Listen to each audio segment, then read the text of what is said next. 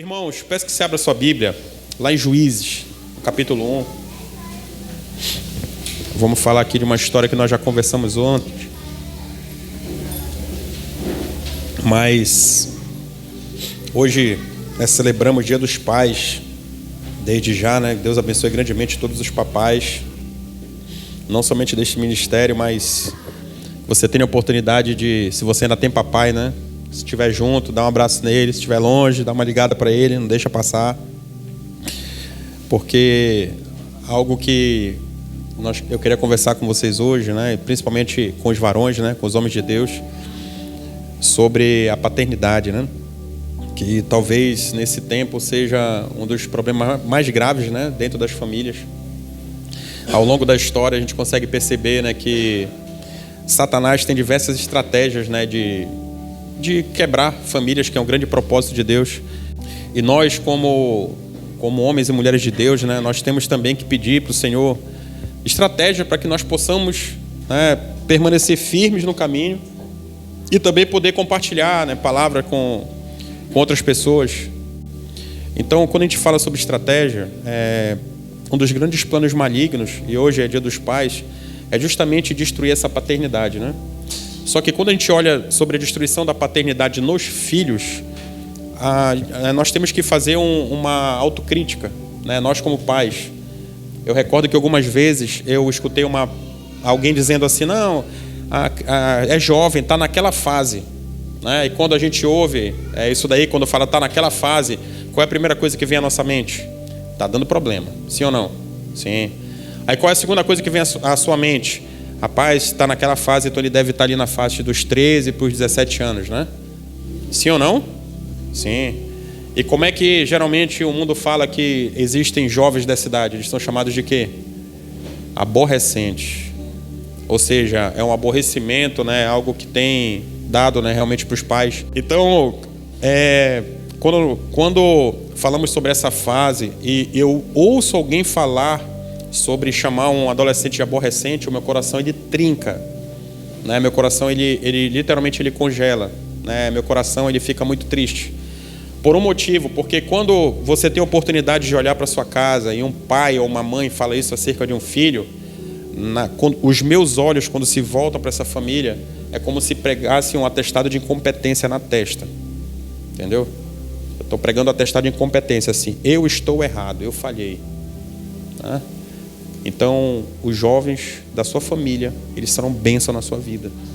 Entendeu? Os seus filhos hoje, que são crianças, eles crescerão debaixo de uma orientação de um pai e uma mãe instruída pelo Espírito Santo.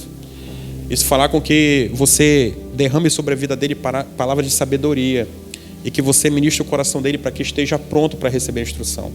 E no tempo certo dará frutos. Amém?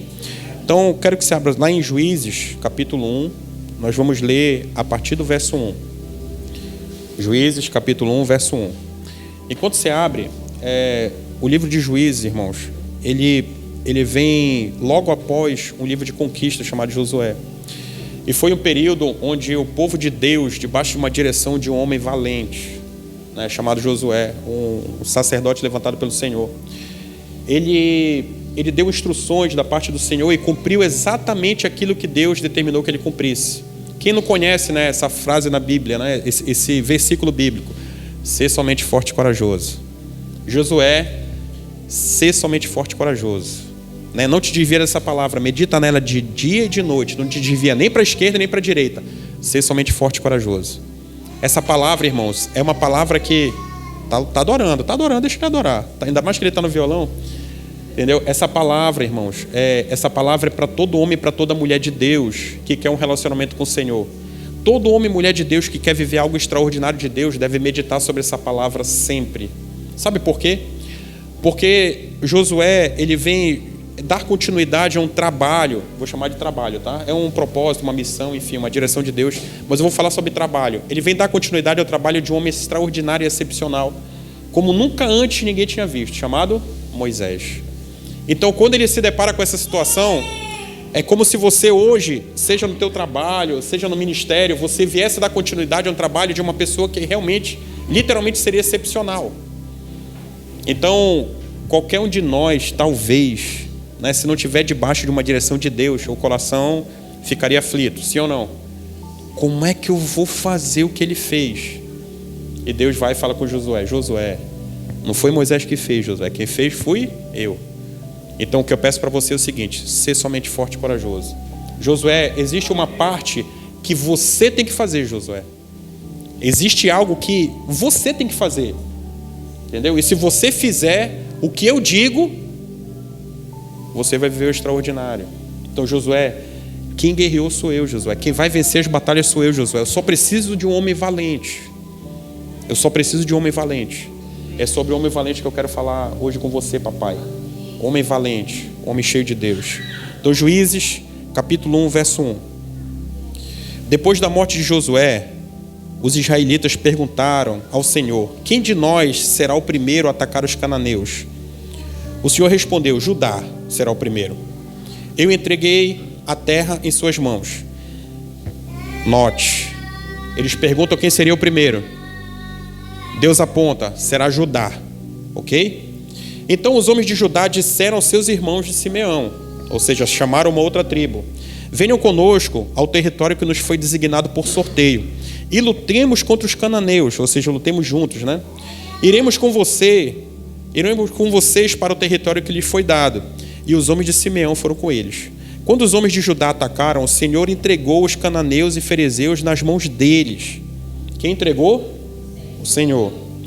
E eles mataram 10.000 homens em Bezeque. Foi lá que encontraram Adoni-Bezeque. Lutaram contra ele e derrotaram os cananeus e os ferezeus.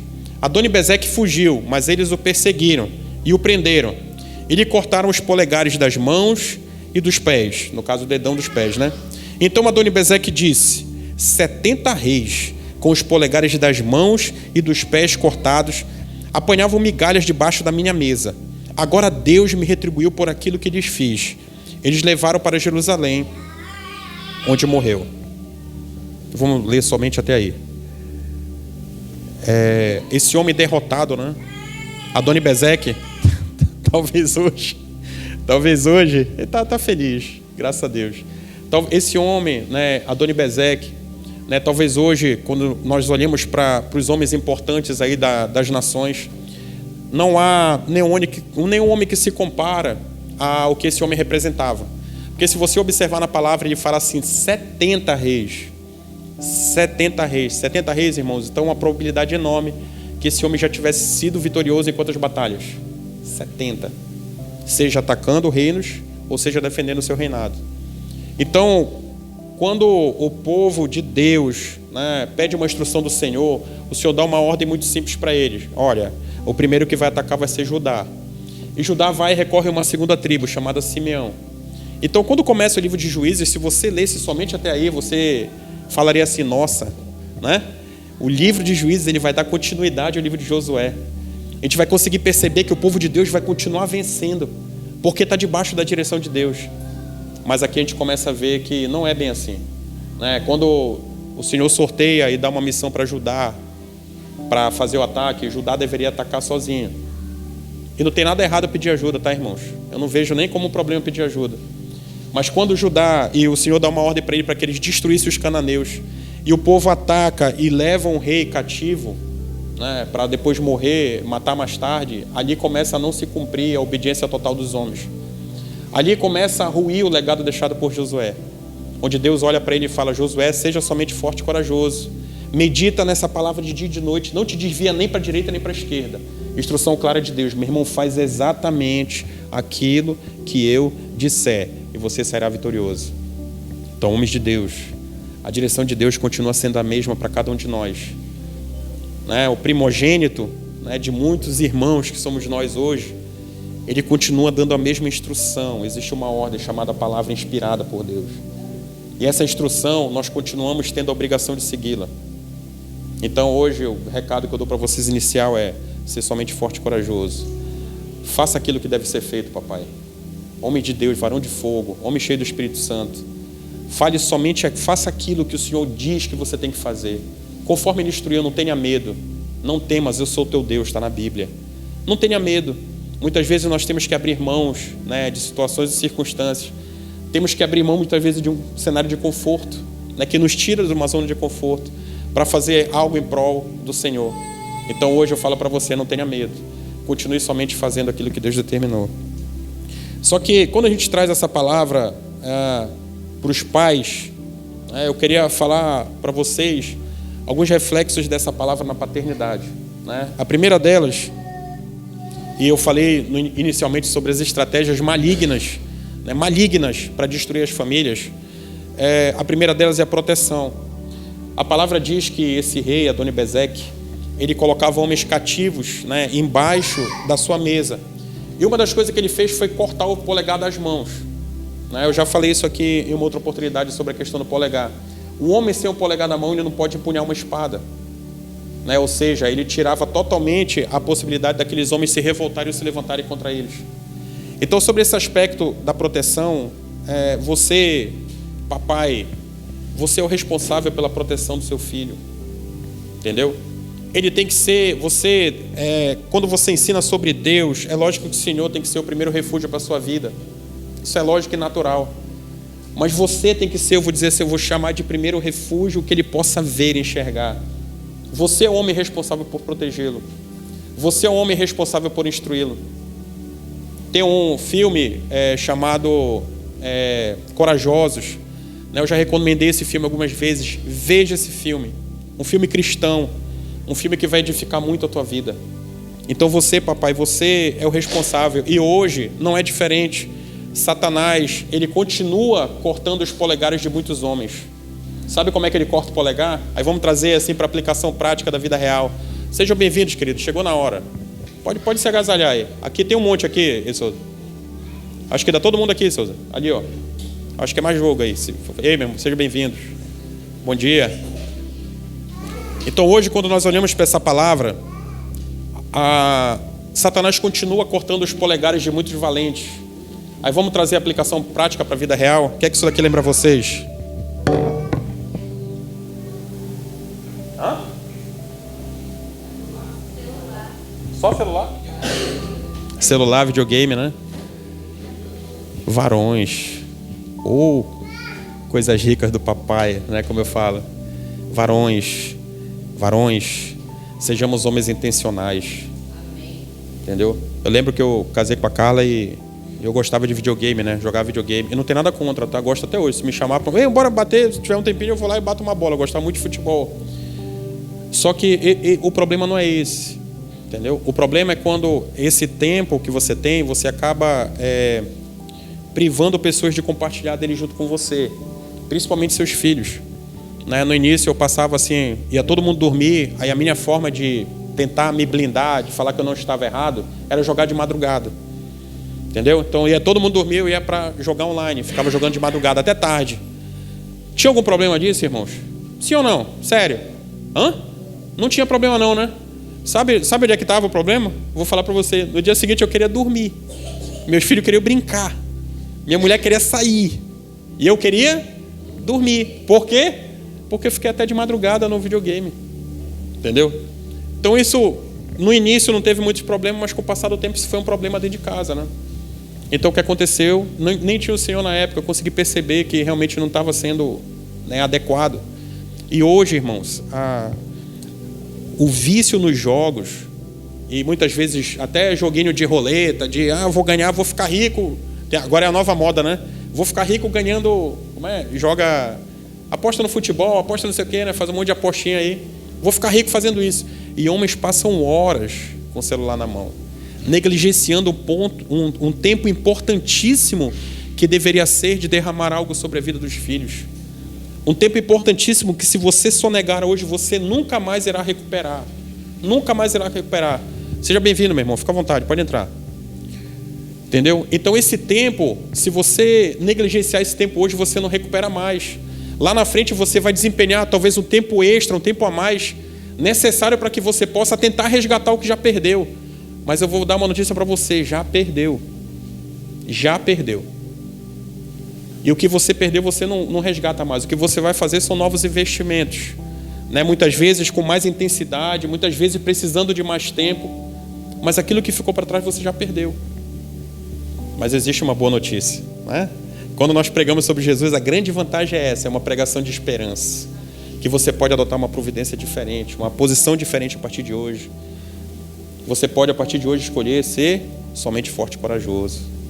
Entendeu? A partir de hoje, você pode escolher andar por caminhos diferentes. Caminhos diferentes. E quando o problema, irmãos, eu vou falar assim, é somente o joguinho, é mais fácil de resolver. Só que nós sabemos, eu estou falando com homens valentes aqui, e falo sempre de uma forma muito aberta, que o celular hoje, talvez o joguinho seja o menor dos problemas. Né? Porque vem associado a um monte de outros, aí eu diria assim, literalmente porcarias, né? A questão de receber um vídeo ali que já não vai edificar nada na tua vida. A questão de participar muitas vezes de um grupo que está totalmente contrário àquilo que você acredita. Onde pornografias são divulgadas. Onde vídeos indecentes, né, são compartilhados. E eu falo para você, irmão, leva isso no coração, entendeu? Quando o Senhor traz uma palavra dessa e compartilha, é porque Ele te ama. Ele te quer mais próximo. Então que você, varão de guerra, que você não permita com que essa estratégia maligna de cortar teu polegar, entendeu? De que você entenda a necessidade de você se levantar todos os dias como um homem que tem uma espada na mão. Sabe qual é a espada? A palavra de Deus, a Bíblia afiada, entendeu? E se você deixar com que essas dispersões tirem o tempo de qualidade necessário para a instrução dos seus filhos, você vai perecer a sua casa. A palavra de Deus diz, né? Qual ladrão que adentrando em uma casa não amarra o valente? Né?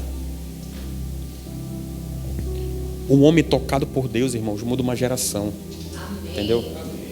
Sabe qual é a geração que você pode mudar? A geração que está dentro da tua casa, onde você tem a obrigação de cuidar. Existe uma história de cada um de nós por meio de uma herança adâmica, né?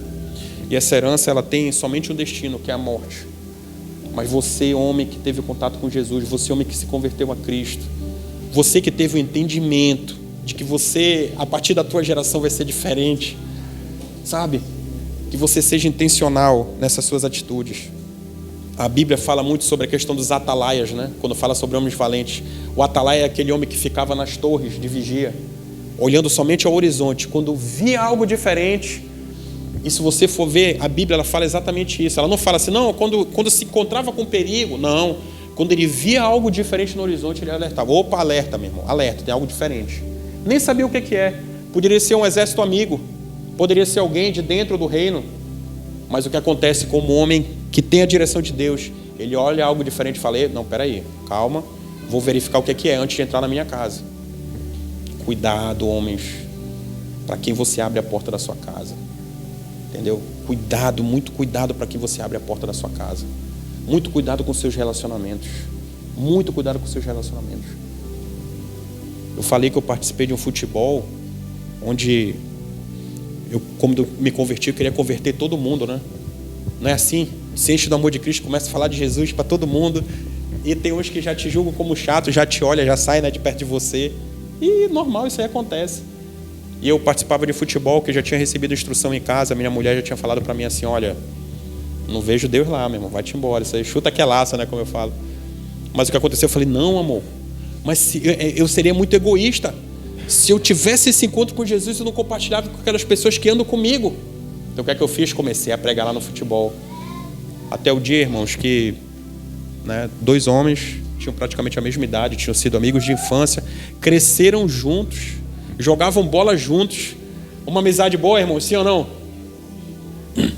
Uma amizade boa, irmãos? Falamos sobre amizade lá, né? Não necessariamente, né? Segundo a palavra.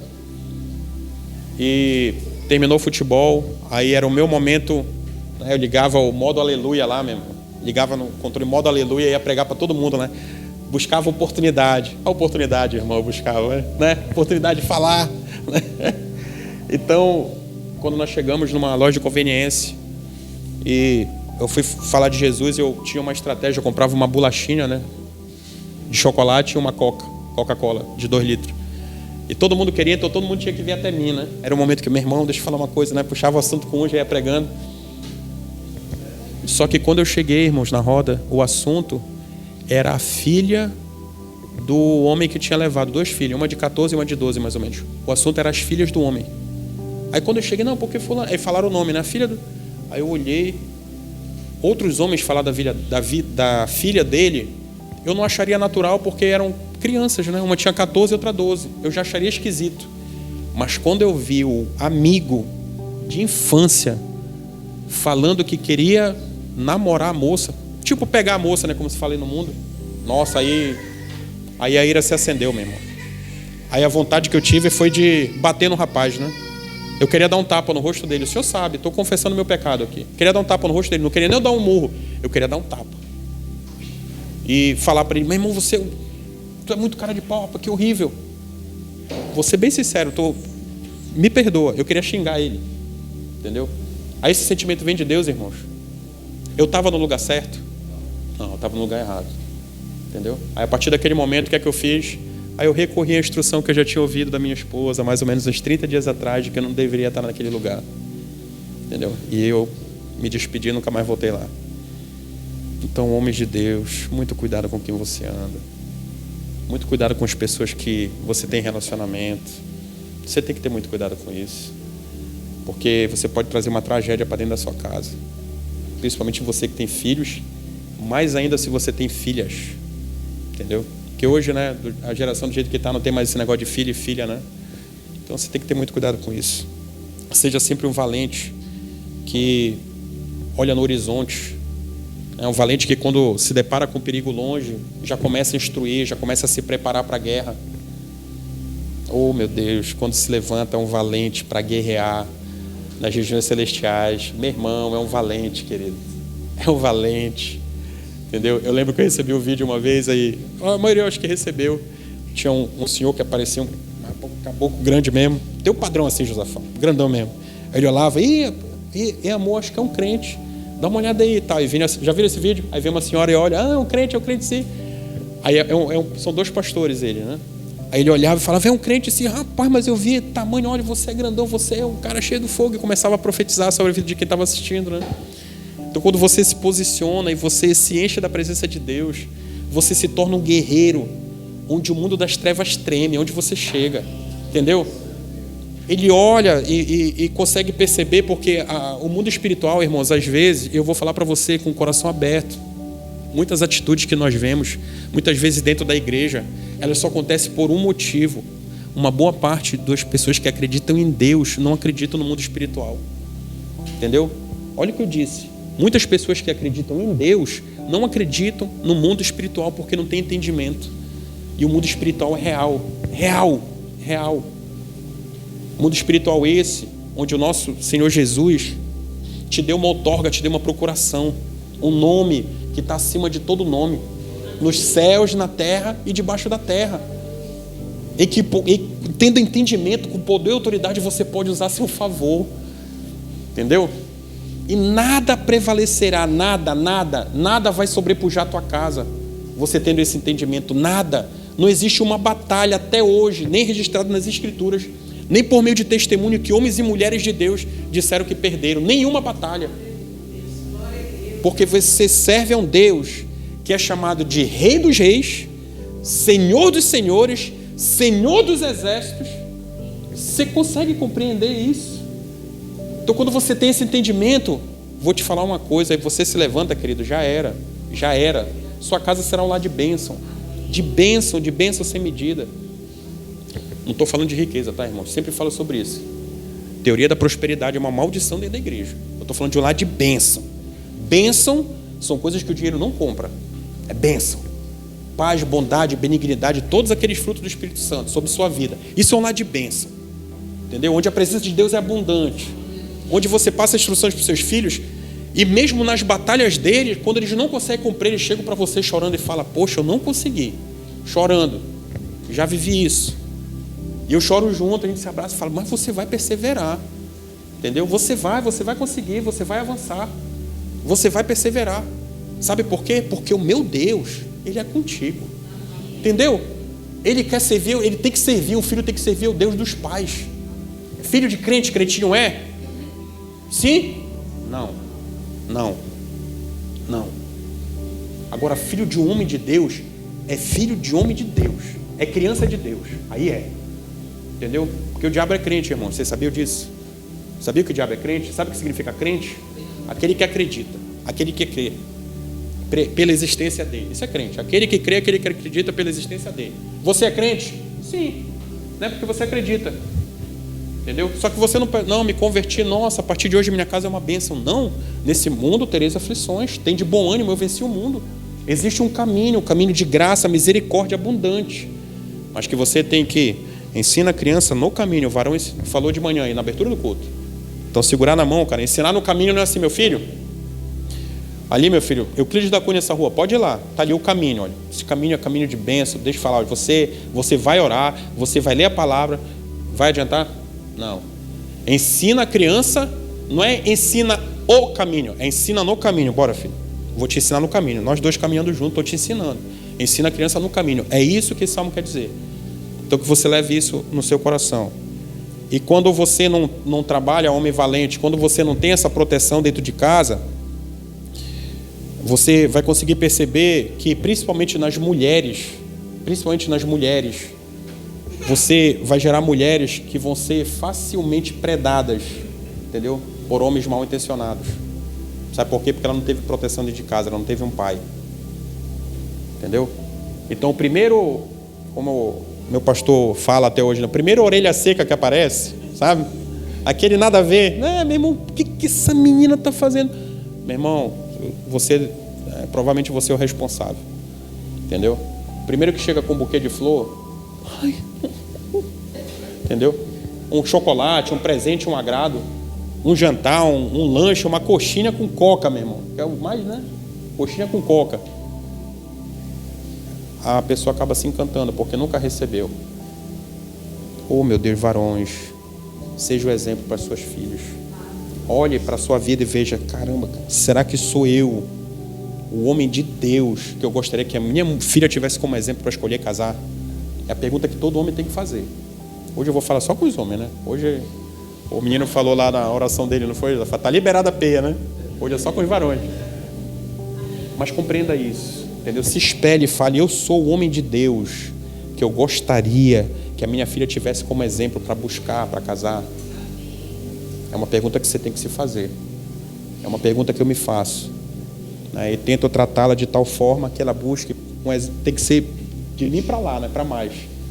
Não me acho o melhor dos homens, mas se for do papai para lá, eu creio que ela vai ter um lado de bênção, meu irmão. Em nome de Jesus. Você compreende isso? Segundo aspecto, a palavra diz que esse rei, Adoni-Bezeque, ele cortava o dedão dos pés daqueles homens.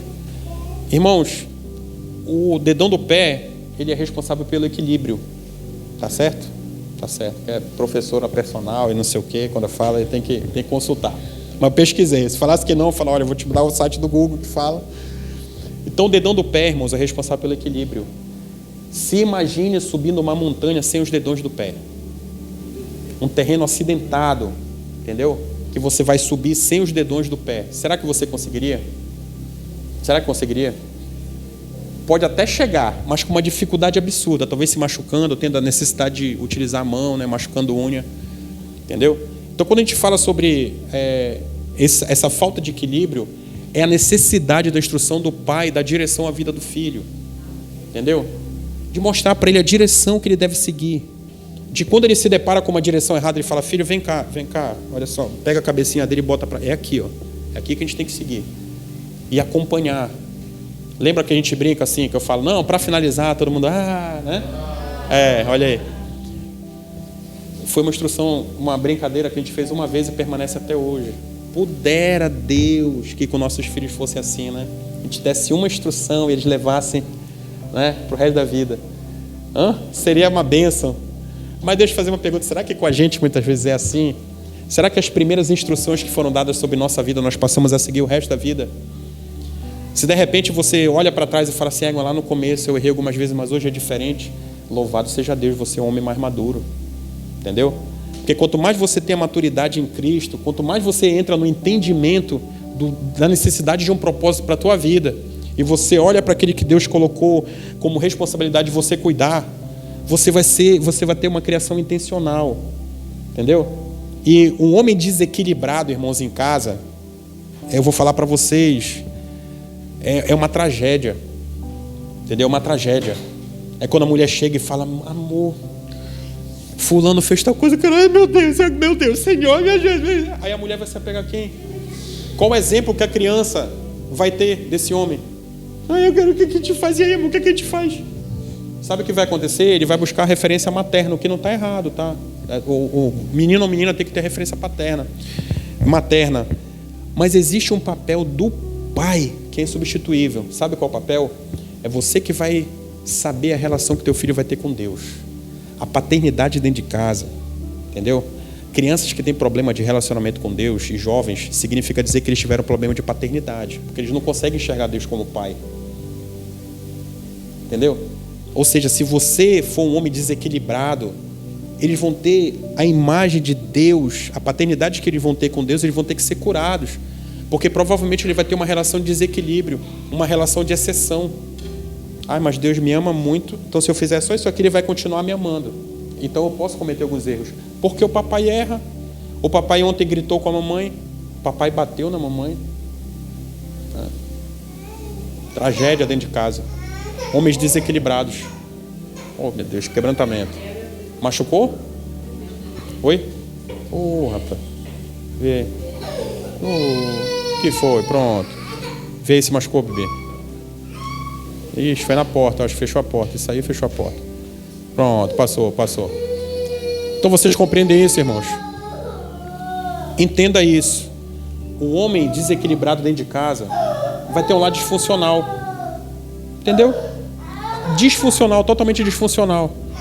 Você não vai conseguir, de forma alguma, em nenhuma hipótese, falar uma ordem para o teu filho que deve cumprir.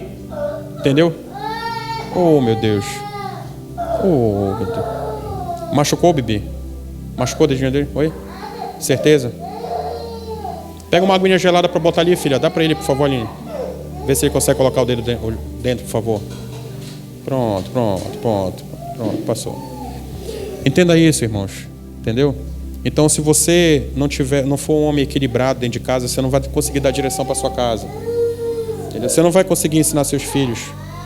Né? Se você for um homem, a gente chama de homem instável, né? Homem instável, você aponta uma direção para sua casa, aí sabe o que acontece quando pinta a primeira dificuldade, você desiste.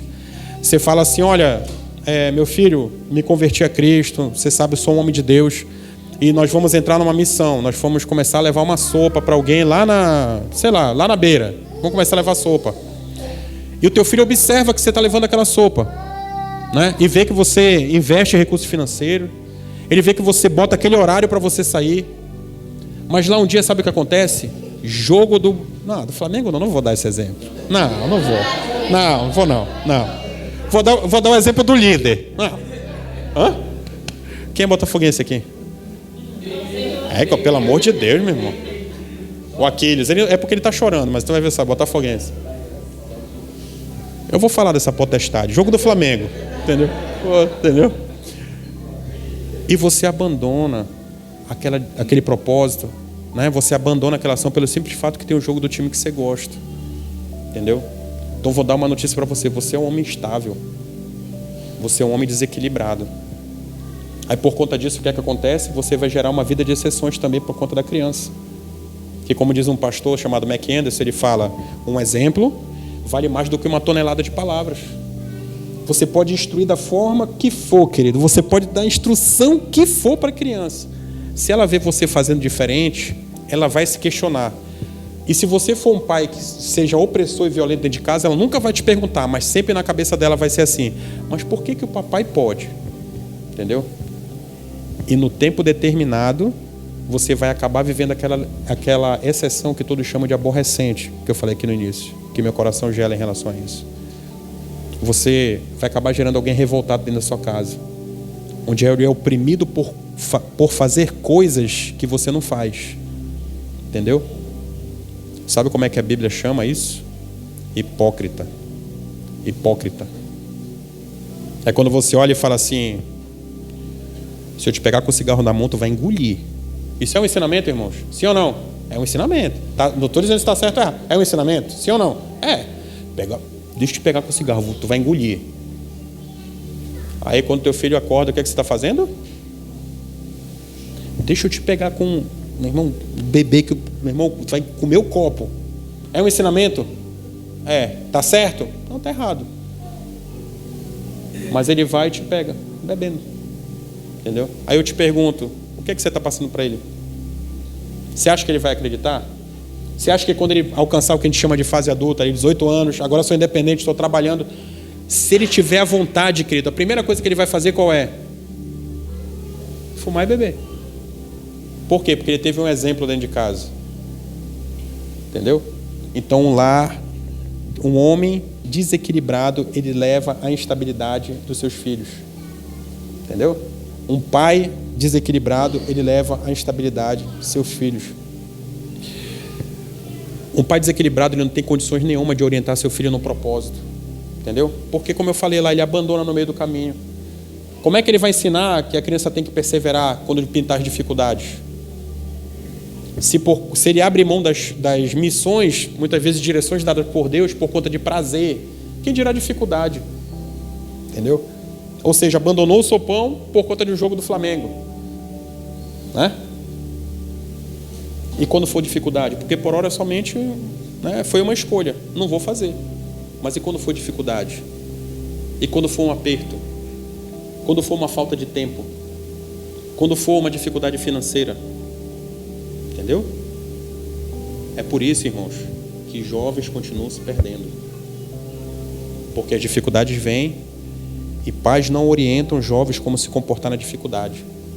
Nós vivemos a geração hoje onde estamos tendo os maiores índices de suicídio de jovens. Sabe por quê? Eles não conhecem a frustração. A maior mentira pregada na minha geração, homens de 40 anos ou mais, eu sei que você está assustado, a pessoa que era 25, 40, 44, entendeu? Que isso, Josafá? Tá rindo de quê, macho? Entendeu?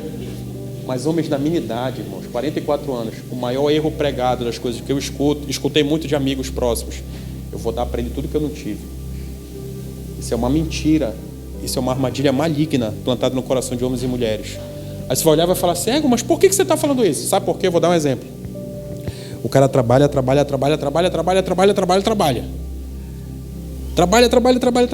E mais trabalha, e trabalha mais um pouco. Está errado ele trabalhar? Não, tem que sustentar a casa, né? Tem que trabalhar.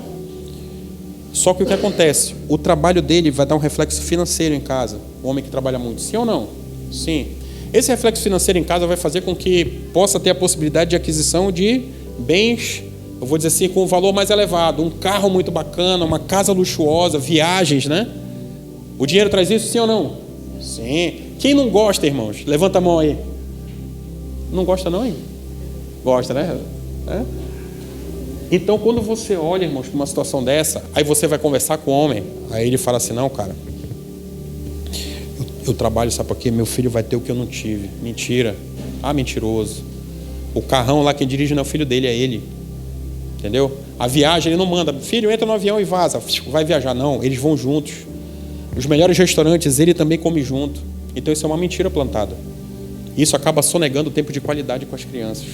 Por quê? Porque o trabalho é mais importante. É uma roupagem muito fácil de você defender em qualquer ambiente que você frequente. Ainda mais se as pessoas conhecerem o teu passado, que pode ser um passado de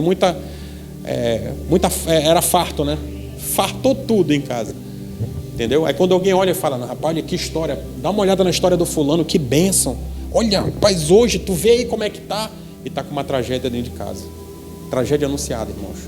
Se você não investir tempo, qualidade com seus filhos, entendeu? Se você for um homem desequilibrado, inclusive para o trabalho, você vai ter um problema dentro de casa. Entenda isso. Outro aspecto, e agora eu vou entrar literalmente na questão do tempo, sobre as migalhas embaixo da mesa. Pais da geração contemporânea que estamos vivendo, eles literalmente estão como o rei Adoni-Bezeque, deixando com que seus filhos comam somente a migalha do tempo que resta. Entendeu? O tempo de qualidade, ele já foi embora há muito tempo. E pais continuam no comportamento de que os filhos se alimentam somente das migalhas.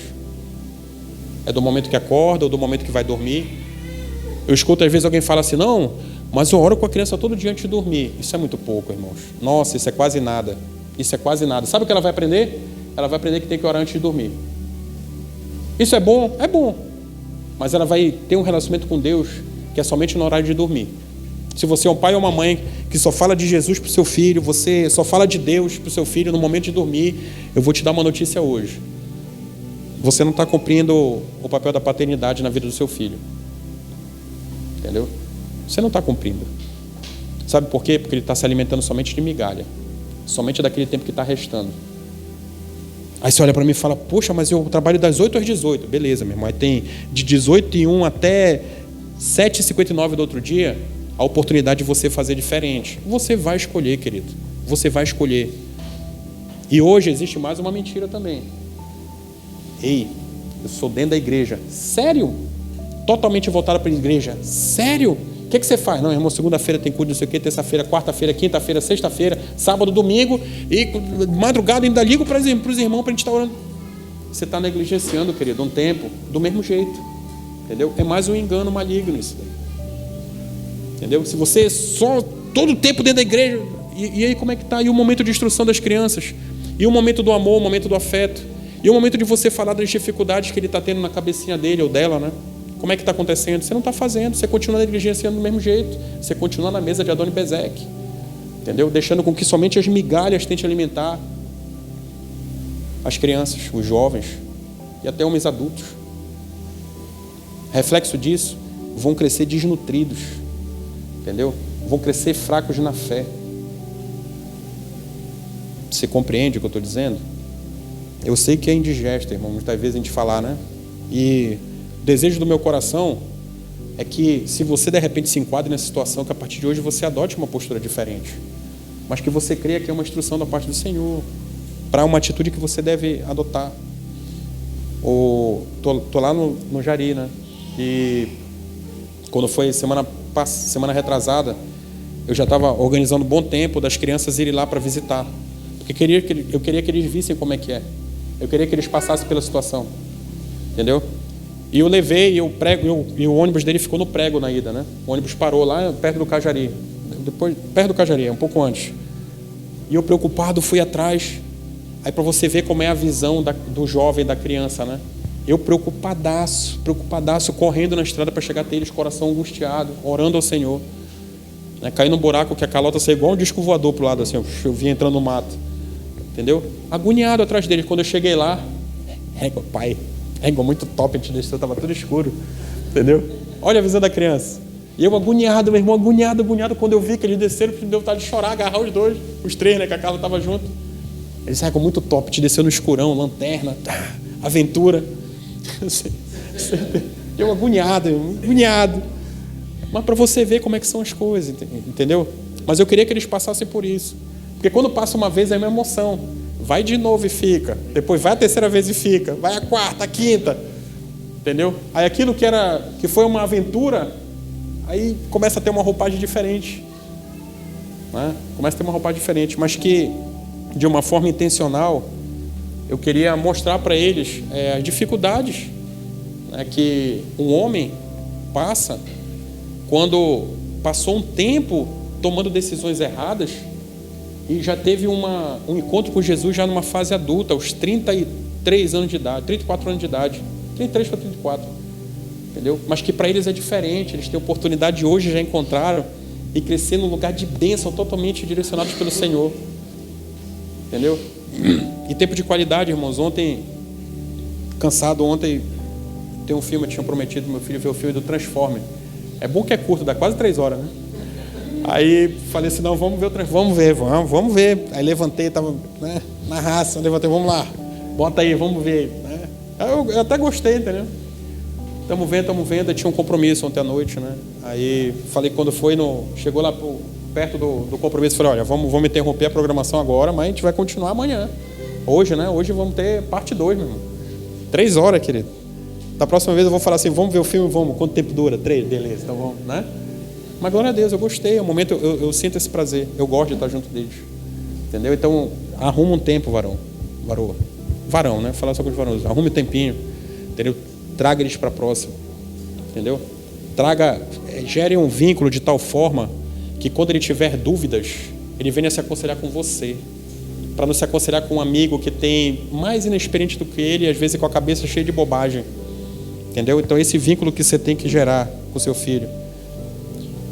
E, irmãos, queria falar sobre, para finalizar, né? Deus é muito bom, meu Deus. Que esse ensinamento de hoje, Senhor, seja somente essa vez também, em nome de Jesus. Eu queria falar sobre as fortalezas, né? Que nessa palavra é o aprisionamento embaixo da mesa. Quando você tem um relacionamento intencional com seus filhos, as pessoas falam muito sobre tabus, né? Quem já ouviu falar sobre tabus? Não, existe assuntos que são tabu e tal. Dentro do relacionamento de homem ou mulher de Deus com seus filhos não existe tabu, entendeu? Existe assunto sério, existe um momento de brincar, um momento de confraternizar e um momento de falar sério. Eu recordo que uma vez eu entrei num carro, peguei uma carona, eu era jovem, devia ter meus 16 anos, eu acho. Irmãos, eu sentei no banco. Quando eu sentei no banco, tinha uma garotinha, Fernandinha. Tinha uns 4 aninhos, eu acho. Maior que aqueles um pouco, assim. Ela olhou pra mim, assim, dentro do carro mesmo. Aí o carro tava o pai dela, o irmão dela e eu atrás com a carona, ela do lado, assim, no cinto. Ah, tio! É hoje? Tio, o que é vagina? Eu falei, nossa, entendeu? O que é vagina, tio? Aí eu, né? Foi exatamente assim que eu respondi. Não falei nada, irmãos. Entendeu? Vai falar o quê? Imagina o pai lá, né? Aí eu, né? Agonia. Ela escutou em algum lugar, irmãos. Ela escutou em algum lugar, ou, né? Deve ter escutado. Entendeu? Só que para quem que ela foi perguntar? Para mim. Entendeu? Aí olha a tragédia. Fala de tragédia. Eu tinha acesso à casa deles. Era uma família muito gente boa e tal.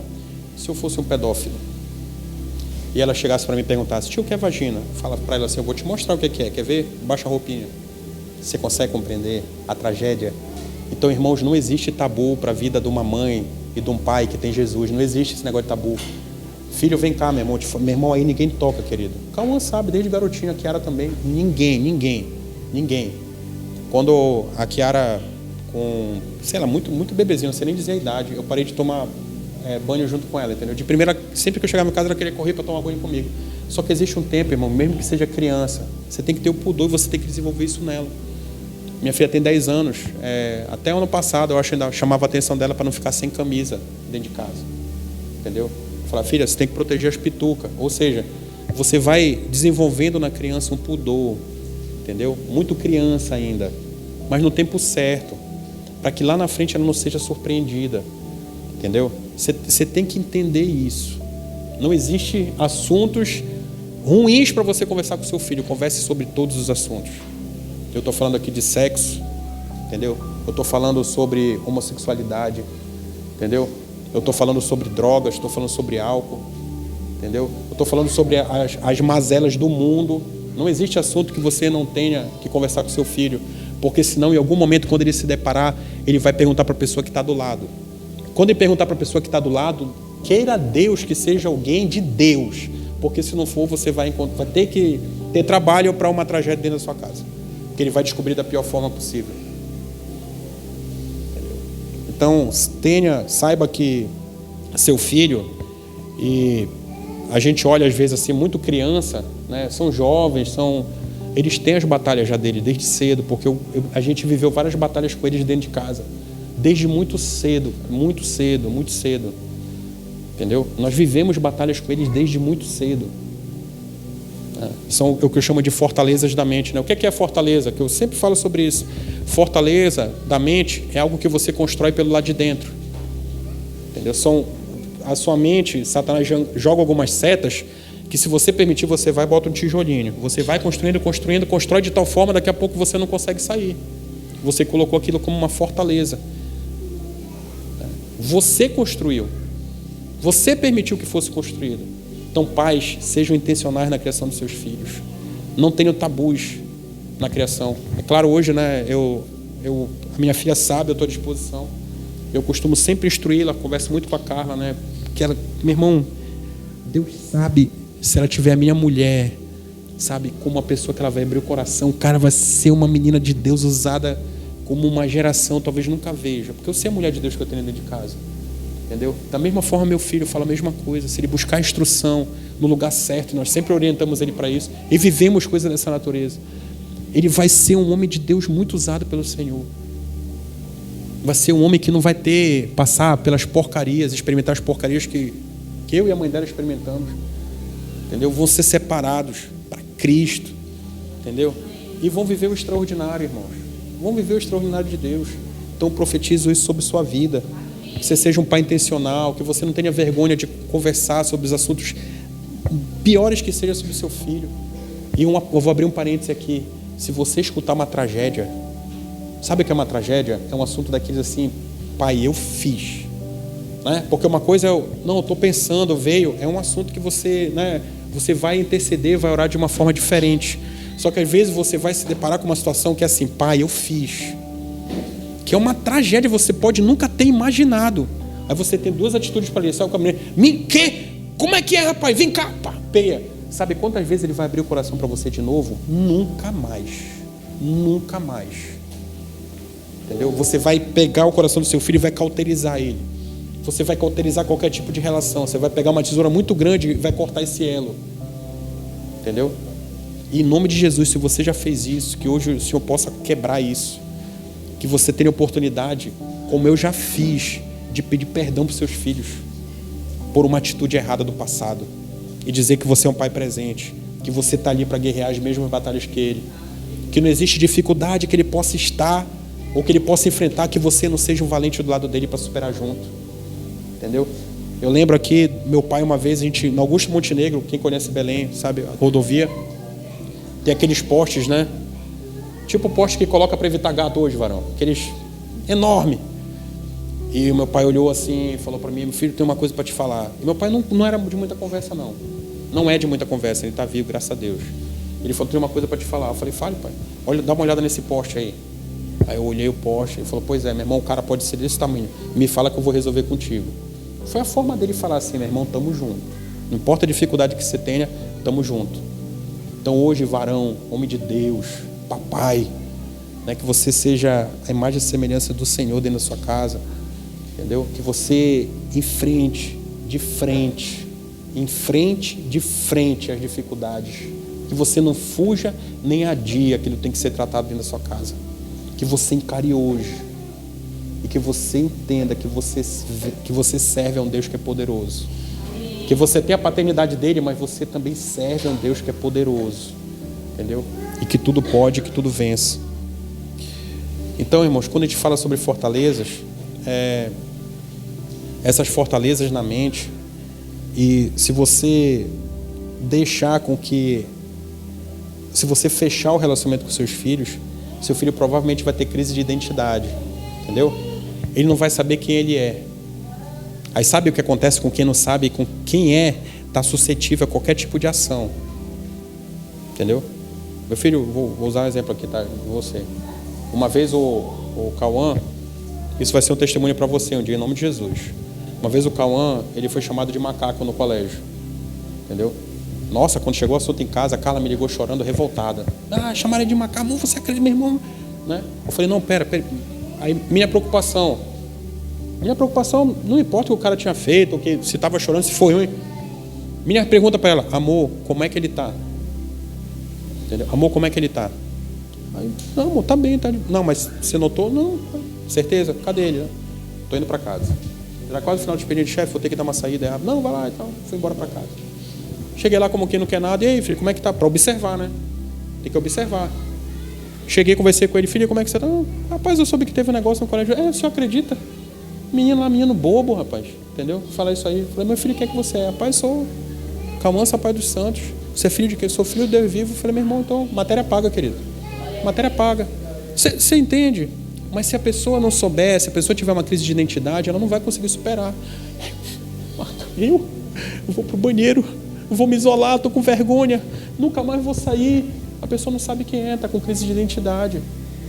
Entendeu? E é você, papai, responsável por imprimir essa identidade no seu filho. Entendeu? Que ele saiba quem é. Entendeu? Ah, é feio.